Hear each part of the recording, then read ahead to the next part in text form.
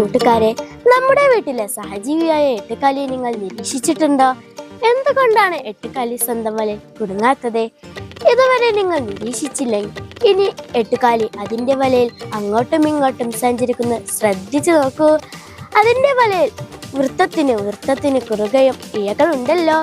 ഇതിൽ ശ്രദ്ധിച്ചാൽ പ്രത്യേക വഴികളിലൂടെ മാത്രമാണ് നമ്മുടെ എട്ടുകാലി സഞ്ചരിക്കുന്നത് എന്ന് നമുക്ക് കാണാൻ കഴിയും.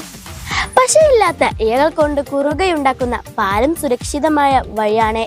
വല നിർമ്മിച്ച എട്ടുകാലിക്ക് ഇക്കാര്യം നന്നായി അറിയാമല്ലോ. എന്നാൽ വട്ടത്തിലുള്ള ഇഴകളാകട്ടെ ഒട്ടിപ്പിടിക്കാൻ തക്കവണ്ണം പശയുള്ള നൂല് കൊണ്ടാണ് ഉണ്ടാക്കിയിരിക്കുന്നത്. ഈ ഇഴകളിൽ സ്പർശിക്കാതിരിക്കാൻ എട്ടുകാലി പ്രത്യേകം ശ്രദ്ധിക്കുന്നു. എന്നാൽ എട്ടുകാലികൾക്ക് ഇരയായിത്തീരുന്ന പാവം പ്രാണികൾക്കാവട്ടെ ഈ നിർമ്മാണ രഹസ്യം ഒട്ടും അറിയുകയുമില്ല. ഭയങ്കര ബുദ്ധിമാൻ ആണല്ലോ നമ്മുടെ എട്ടുകാലി ചേട്ടൻ. കൗതുകമുള്ള അറിവുകളുമായി വീണ്ടും കാണാം.